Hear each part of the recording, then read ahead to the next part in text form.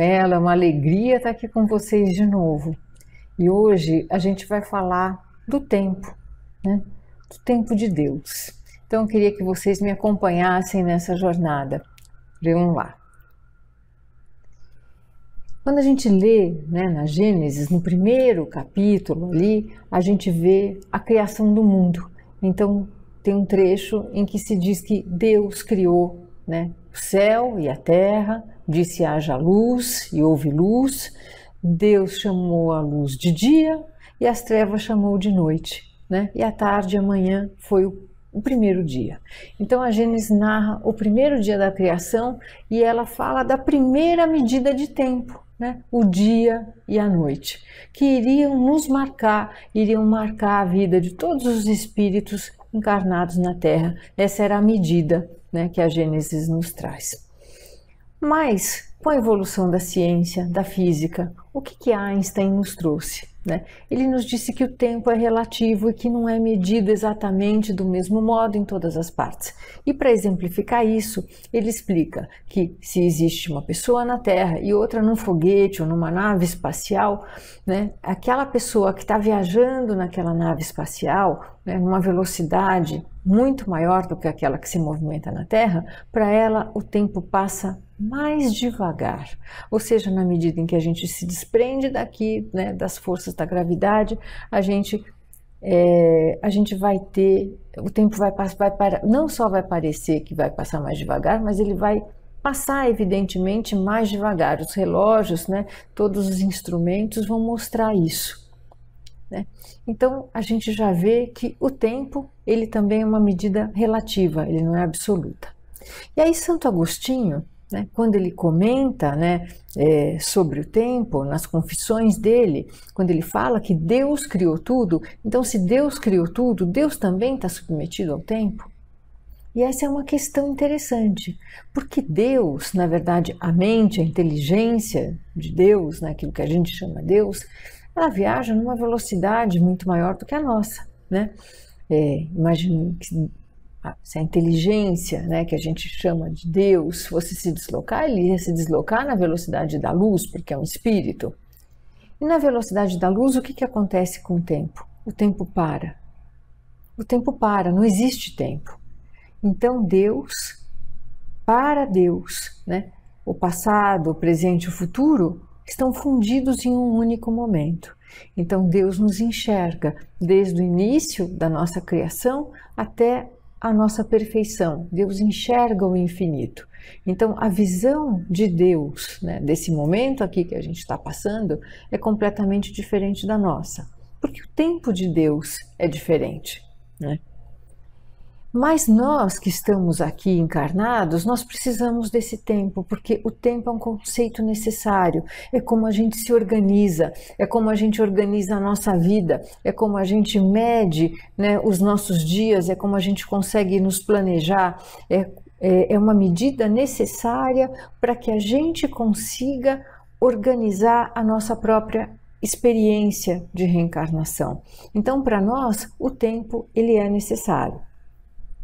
Mas os gregos, eles distinguiam, né, dois tipos de tempo. Um que eles chamavam de Cronos. Cronos era um mito, né, que ele tinha muito medo, ele tinha recebido ali uma indicação de uma profecia que ele ia ser substituído por um dos seus filhos. Então ele devorava os filhos assim que eles eram gerados, então ele atuava sobre o destino, né? Então ele deu origem a esse mito, né, do tempo contado, né, do tempo submetido ao destino, né, os próprios filhos, todos os seres criados estavam submetidos a esse destino que Cronos estabeleceu para eles. E Cronos, ele deu origem a várias palavras do nosso vocabulário ligados a tempo: cronômetro, cronológico, né? Tudo isso vem de Cronos, né? É a medida do tempo. Então essa medida do tempo veio desse mito de Cronos. Mas ao mesmo tempo que existia esse Cronos que media o tempo biológico, existia um tempo da alma que tinha uma outra entidade que eles chamavam de Kairos, que era representado, como vocês veem aqui na figura, né, por um sujeito que tinha que não tinha cabelo na nuca, ele só tinha cabelo na frente, ele tinha asa nos pés e ele tinha uma balança para controlar para o equilíbrio, mas ele era tão rápido, ele não se deixava aprisionar pelo tempo e ele não tinha cabelo na nuca exatamente para que ele não pudesse ser pego aqui por trás, né? Então esse era o tempo da alma. E nessa sua passagem, né, ele não poderia ser alcançado. Quando ele passa por nós, a gente não consegue alcançá-lo, né? A balança que ele carrega um símbolo de equilíbrio e de justiça. Então, mas para mostrar que, embora veloz, ele não ultrapassa os limites, né, a velocidade mediana. Ele tem um equilíbrio nas suas mãos. Então, ele busca, né, somar essa velocidade com equilíbrio, né? Então ele busca trazer esse equilíbrio para as pessoas. E aí como é que a gente compatibiliza esses dois tempos? Esse tempo que é o de Cronos, né, da nossa vida material, com o tempo da nossa alma, que seria esse Kairos, como falam os gregos, né? Quando a gente pensa na multiplicidade das nossas existências, né, que a gente não teve uma vida só, não tem só essa vida, a gente tem uma perspectiva completamente diferente da nossa existência como espíritos depois que a gente aceita, né, a pluralidade das existências. O sentido do tempo, ele necessariamente muda para nós, porque se a gente sabe, né, que a nossa vida não está marcada pela finitude dos nossos dias, mas que nós somos seres imortais, aí já acende uma luz, a gente fala, epa, então o tempo também é relativo para nós, o tempo é relativo para o nosso espírito, porque nós temos que pensar agora numa perspectiva espiritual, né? A gente tem que pensar, né, na nossa vida, não só nessa aqui, dessa encarnação, mas de outras que virão e outras que aconteceram no nosso passado. Então, o sentido da eternidade tem que mudar também a nossa relação com o nosso tempo. A gente não pode viver só para o dia de hoje, né? A gente não pode viver de forma imediatista, porque a gente entende, né, que nós estamos submetidos a um tempo diferente, né, que não é o tempo cronológico. E o tempo da encarnação é um tempo importante porque ele está relacionado, né, a uma etapa da nossa aprendizagem. Então, o que é o tempo da nossa vida, o tempo da reencarnação? É uma etapa do nosso estudo, do nosso aprendizado.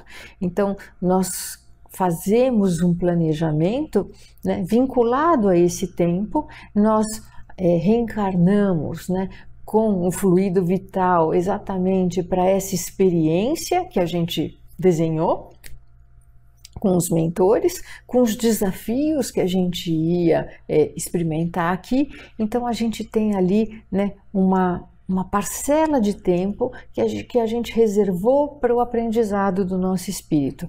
Então isso é a nossa encarnação, essa parcela de tempo que a gente reserva para uma experiência, para um aprendizado novo.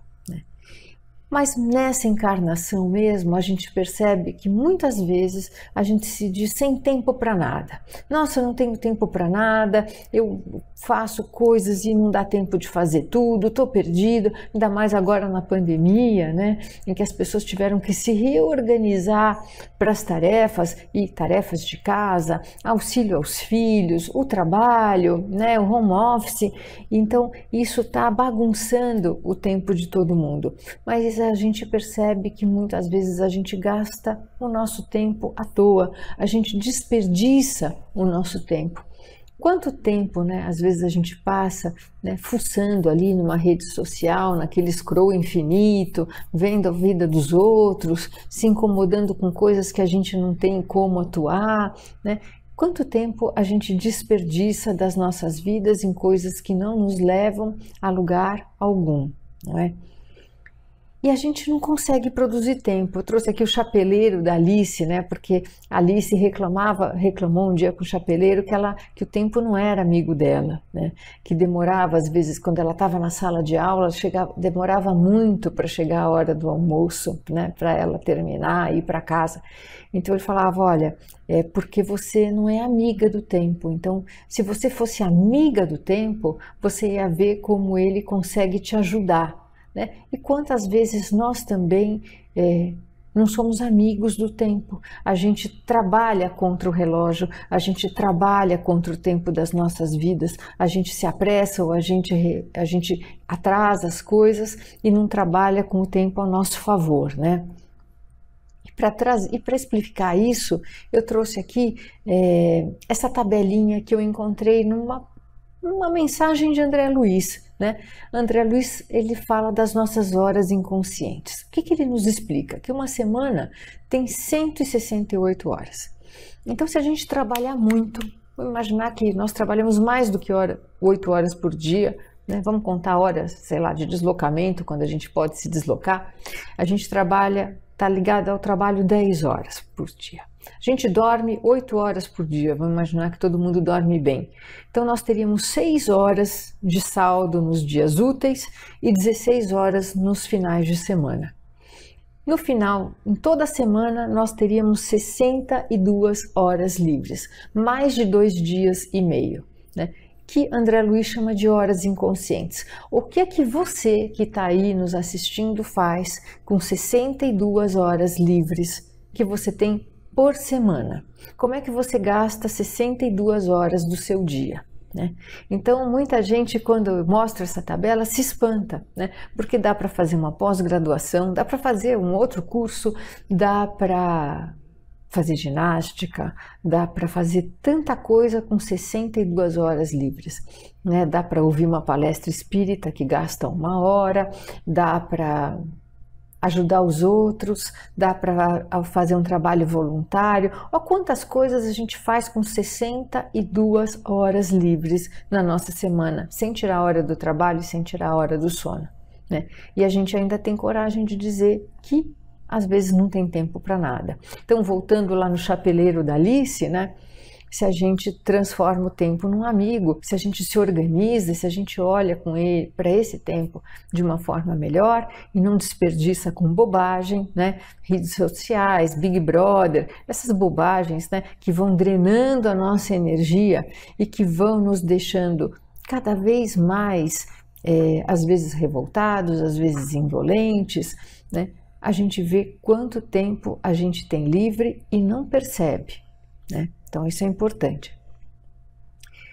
E a gente vê também uma outra passagem na Bíblia, né? De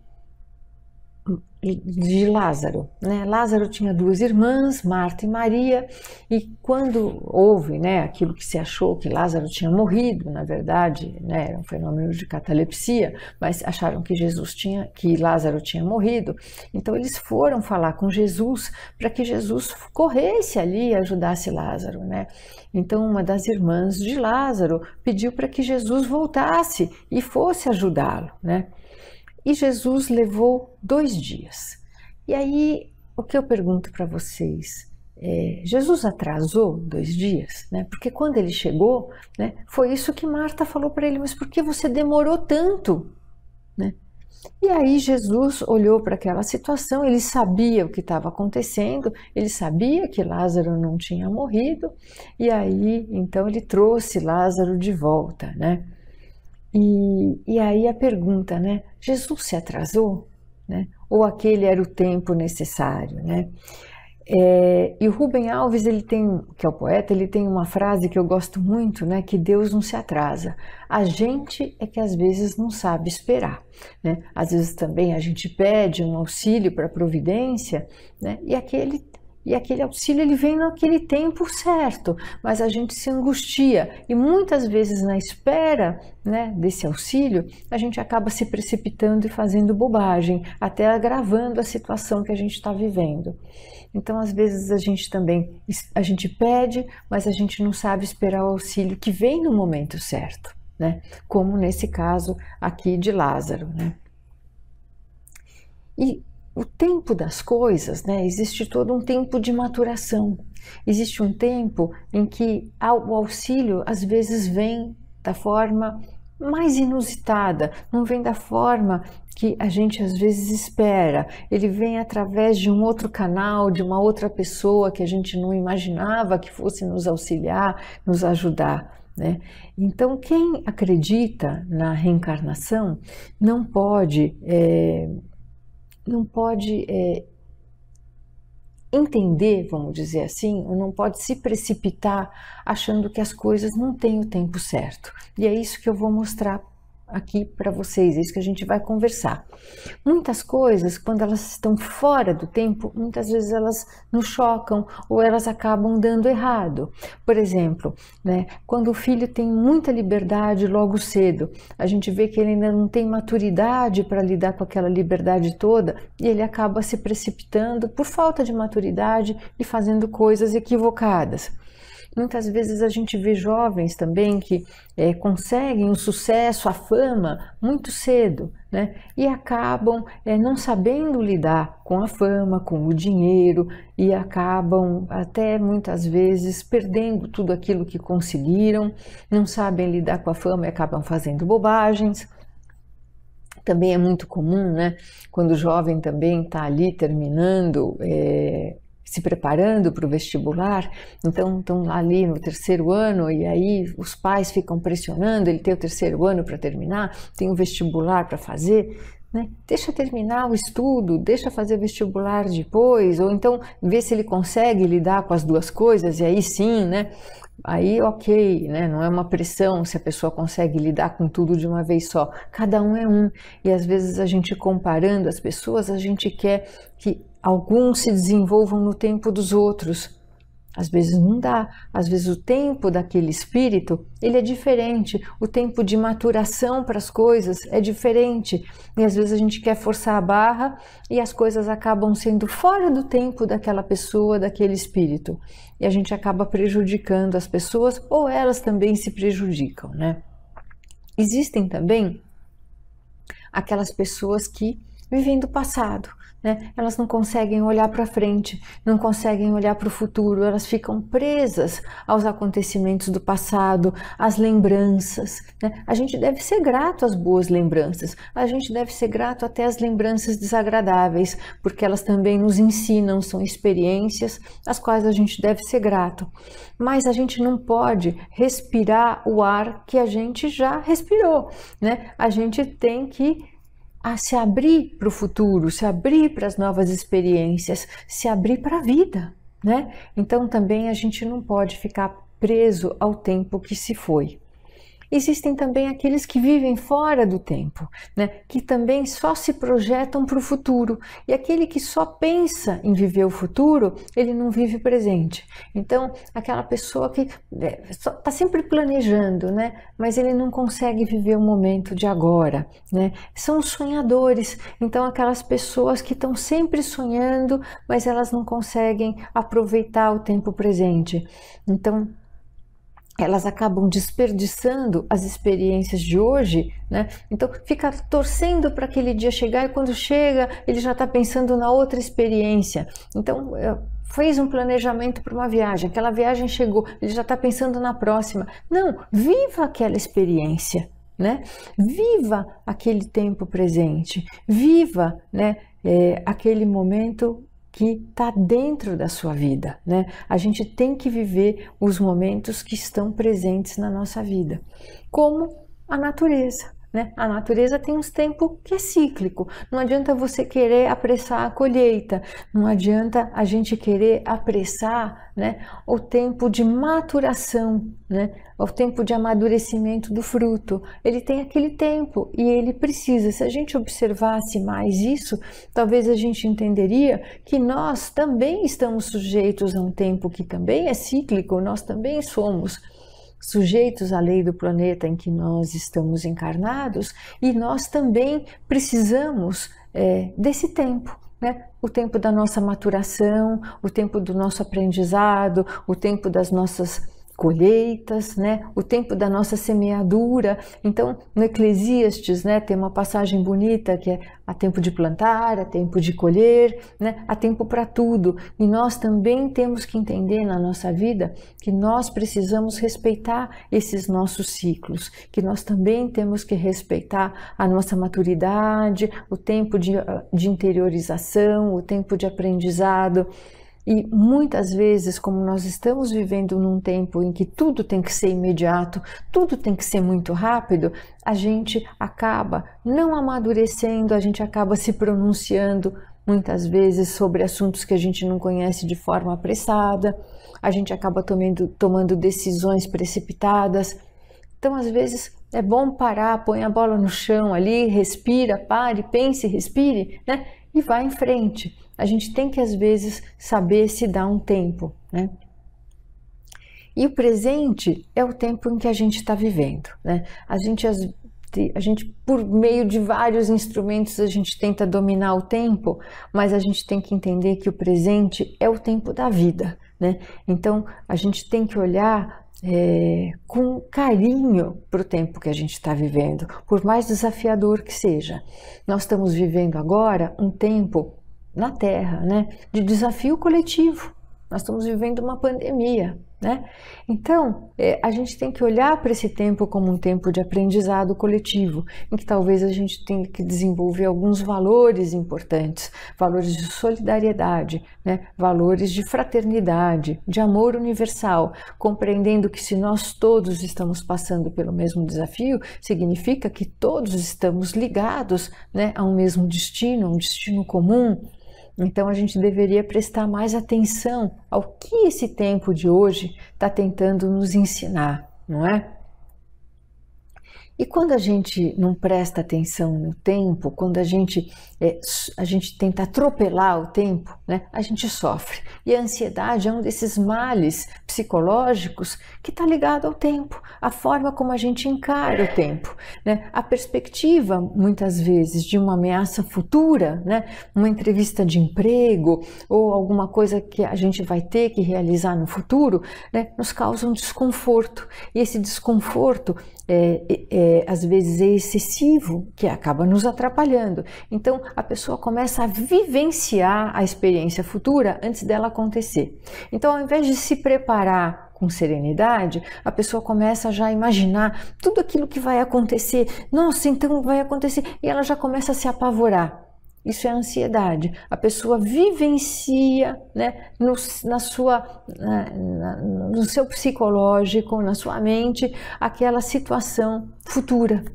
E acaba esse conflito que a própria pessoa cria, né, atropelando o tempo da sua alma, atropelando também o tempo de Cronos, porque ela traz para o presente uma experiência futura, né, ela acaba marcando de forma negativa aquela experiência futura e ela fala, tá vendo, né, é a profecia anunciada. Não, ela trouxe o tempo futuro para o presente, não soube se preparar para aquela experiência e acabou atrapalhando tudo, né? Acabou se sabotando, na verdade, né?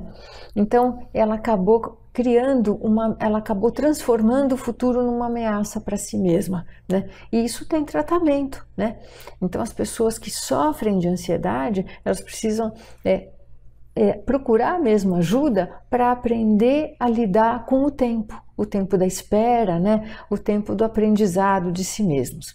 Esse cartaz, Keep Calm and Carry On, que quer dizer, mantenha a calma e vamos adiante, foi um cartaz feito na Inglaterra durante a Segunda Guerra, quando eles estavam se preparando para a ameaça de ocupação nazista que acabou não acontecendo, né? Mas era uma forma, né, de falar para as pessoas o seguinte, olha, a gente está vivendo um momento difícil, né? Mas olha, calma, mantenha a calma e vamos em frente, né? E isso acabou ficando famoso, esse cartaz foi recuperado, né? E tem imã de geladeira, né? Isso é bem difundido, né? Mas é um aviso de bastante sabedoria, né? Calma e vamos em frente, né? Como é que a gente lida com as dificuldades. E muitas vezes o tempo da espera, né? Quem é que nunca teve que esperar por um voo atrasado? Quem que nunca esperou, né, várias horas num pronto-socorro para ser atendido? Ou mesmo com hora marcada no consultório médico, teve que esperar porque estava tudo atrasado? E o que a gente faz nesse tempo de espera, né? Esse tempo de espera é um tempo importante que muitas vezes Deus usa para trabalhar o nosso próprio caráter. É um tempo necessário, né? E às vezes a gente desperdiça esse tempo da espera se irritando, né?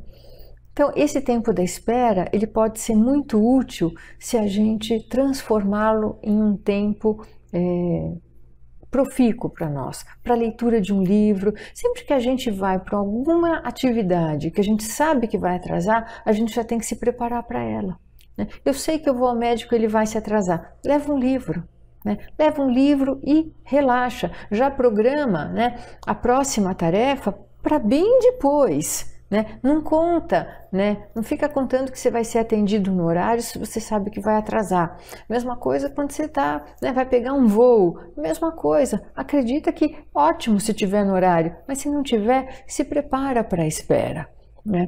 É um tempo que às vezes a gente precisa até para desestressar, né? Para acalmar, para a gente pensar sobre as nossas coisas, refletir. Às vezes é um tempo que a gente está sozinho. É um tempo importante para nós, que a gente não sabe valorizar. Uma outra coisa, né, são aquelas pessoas que têm medo do tempo, medo do transcurso do tempo, têm medo da velhice, né, têm medo do tempo passar. E quando a gente olha a perspectiva da reencarnação, gente, isso não faz sentido. A gente não pode ter medo do transcurso do tempo. A gente vai percebendo, à medida em que o tempo vai passando, que o tempo é nosso amigo. Ele nos traz experiências, ele nos traz mais sabedoria, ele nos traz menos ansiedade, porque a gente já viveu mais desafios e mais experiências e a gente sabe, né, que as coisas acabam dando certo ou que as coisas não vão dar, e aí paciência, ele nos traz essa conformação, mas a gente não pode lutar. São as pessoas que também lutam contra o tempo, aquelas que têm medo, né? Medo de ficar velho, medo das rugas, né? Gente, é aquela luta inglória, né? Que acaba nos levando muitas vezes ao ridículo, né? Então isso a gente tem que pensar, porque tudo bem, né? O tempo vai transcorrer, essa encarnação vai terminar e a gente vai ganhar outra, às vezes, e vamos ganhar um corpo novinho, né?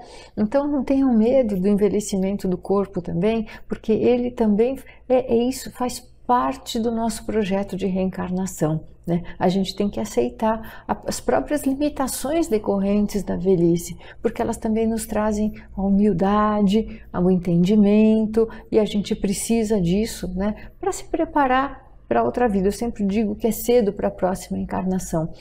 Tudo aquilo que a gente ainda tem condição de aprender nessa vida é facilidade que vai nos sorrir, como diz Emmanuel, no futuro, numa vida futura, né? Então a gente tem sempre o tempo do aprendizado, por mais que o tempo passe para nós. O que a gente não pode é abreviar o tempo da encarnação. E por que eu trouxe, né, essa menção aqui? Porque antigamente não se falava em suicídio, né, em lugar nenhum, nem nos centros espíritas, mas como hoje o suicídio é uma questão de saúde pública, a gente precisa falar, porque o número de suicídios cresceu muito, principalmente no estado de São Paulo. Provavelmente enquanto a gente está fazendo, né, vocês estão ouvindo essa palestra, a gente já teve um número grande, né, de suicídios, então a mortalidade por suicídio tem sido muito acrescida. E a gente precisa falar e a gente precisa prestar atenção, né? A gente precisa prestar atenção nas pessoas que estão à nossa volta, a gente precisa prestar atenção aos sinais que essas pessoas nos dão, muitas vezes de relaxar na aparência, aquela pessoa que tinha preocupação passa a não ter essa preocupação até com a própria higiene, ou a pessoa começa a colocar tudo em ordem, e aí a gente fala, epa, está acontecendo alguma coisa aqui. E mesmo entre os espíritas, né? No centro em que eu trabalhava, a gente teve um coordenador de curso, um professor, que acabou tirando a própria vida. Por falta de conhecimento da espiritualidade? Não, né? Mas talvez por desespero. E ele não se sentiu à vontade para falar isso com ninguém do centro espírita. Isso é uma coisa que traz muita frustração para todos nós. Tanto que o Centro Espírita, a gente aconselha, né, lá no Semear, que exista um atendimento específico para o trabalhador, porque às vezes o trabalhador também não se sente à vontade de chegar no atendimento fraterno, onde ele vai ver ex-alunos ou um pessoal. Então a gente precisa às vezes colocar, né, um pessoal mais sênior para atender o trabalhador, porque o trabalhador espírita também é um espírito encarnado que passa também por desafios e a gente tem que ajudar, né? A gente não pode perder ninguém no meio do caminho.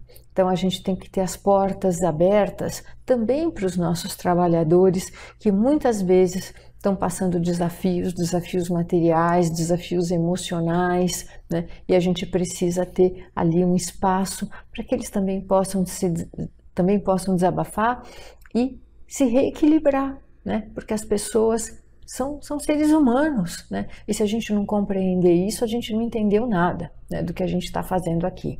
Então a gente não pode perder ninguém pelo caminho. E uma coisa que às vezes as pessoas perguntam, né? Então vai haver um tempo final, né? Vai ter uma data limite, vai ter a Terra vai passar por uma transformação, vai ter aquele tempo final, o apocalipse.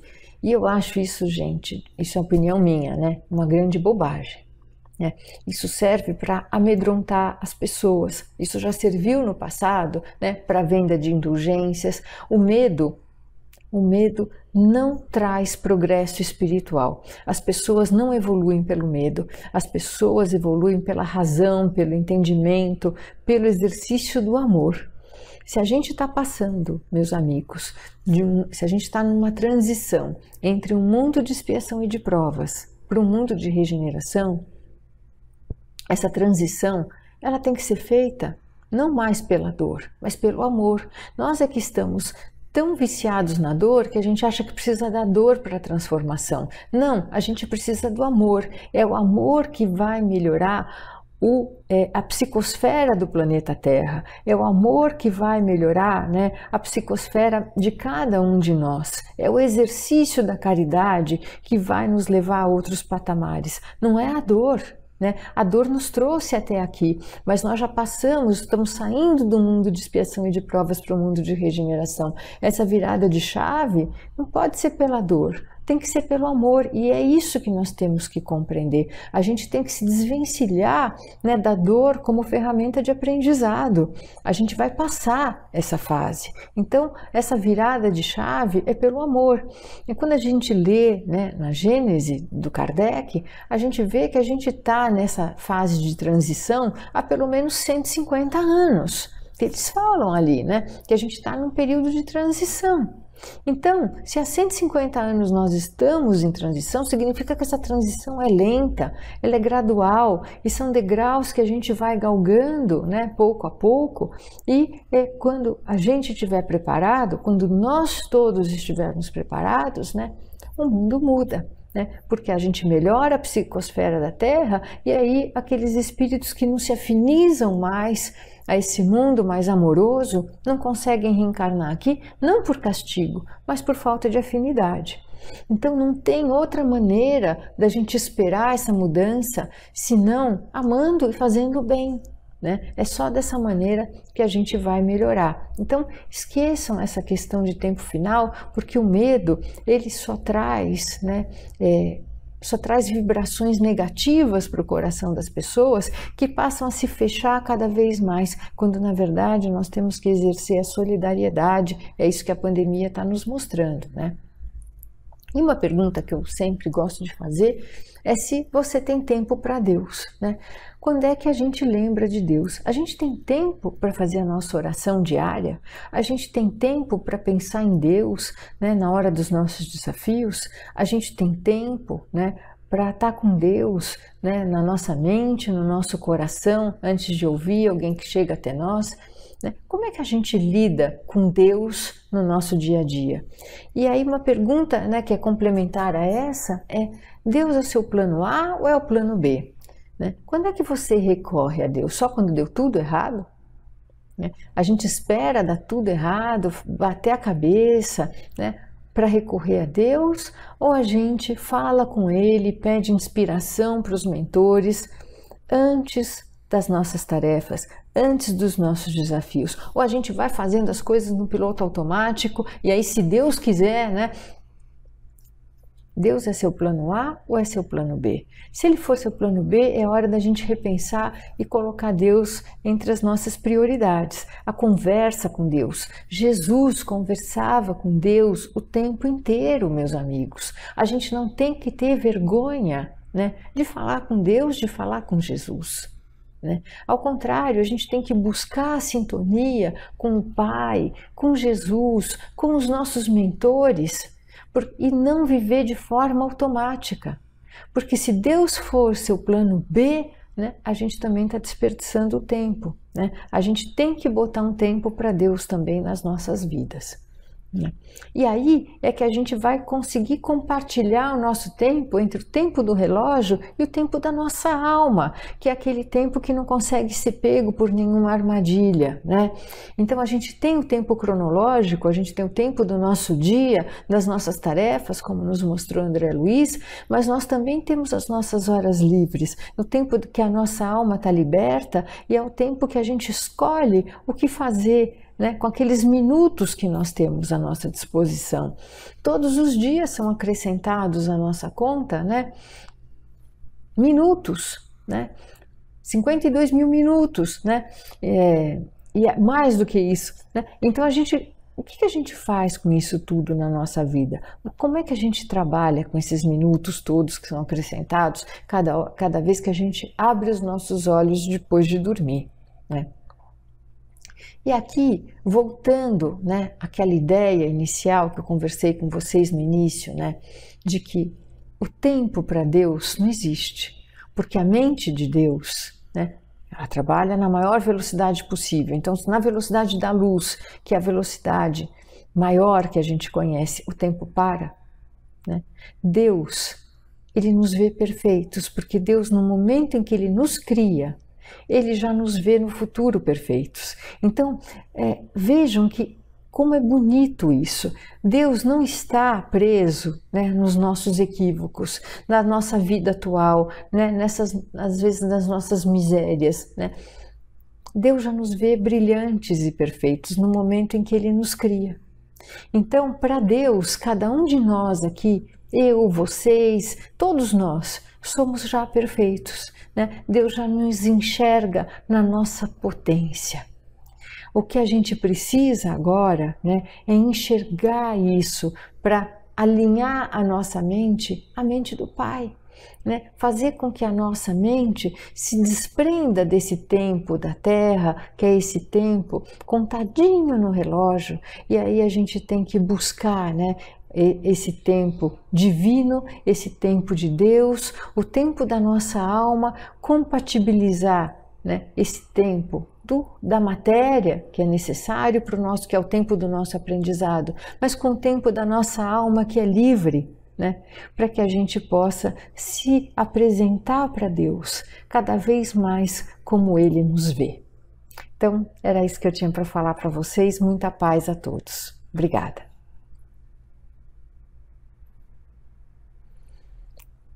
Deixo aqui para vocês, né, os dados do nosso grupo Semear, se vocês quiserem nos acompanhar, tanto no nosso site, no Facebook, no YouTube, né, ou se quiserem mandar algum e-mail para nós, a gente responde. Obrigada, tchau para todos vocês.